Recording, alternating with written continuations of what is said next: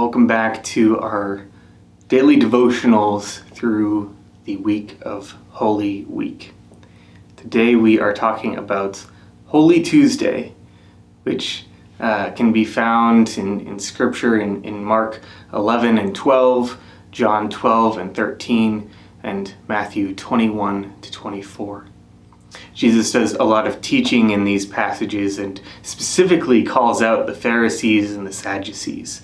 And this is where we begin to see a lot of the setup for what would eventually be his crucifixion on the cross on Good Friday.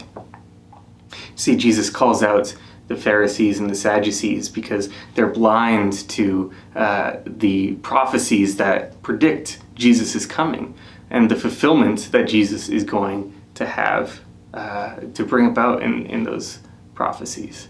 And they're not the only ones. The disciples, even though they've been walking with Jesus, they're still blind and still learning, but they're open. And Jesus says that the stone that is being discarded will become the cornerstone. And it upsets the religious leaders because they know that he's talking about them. They don't believe that Jesus is who he says he is, at least not quite yet.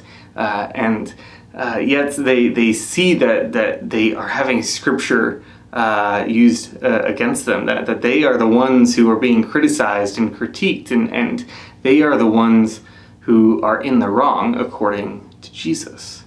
And Jesus had just been welcomed in on Sunday, and shouts of praise had been welcoming him in. Palm fronds and cloaks had been laid at his feet, and he's coming in not to tear down Rome, but to tear down these structures, these ambiguous structures, societal structures that have been built up, and say, no, you don't understand what's happening here. I'm not here for conquest.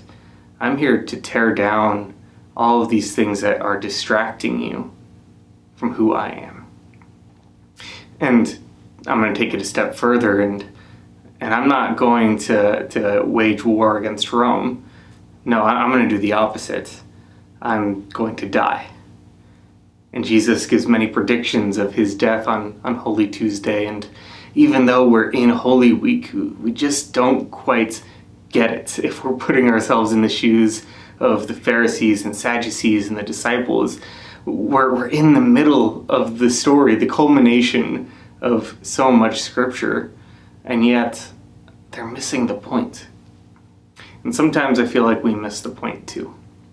And so today, for Holy Week, what I want us to really reflect on is, how have we missed the point?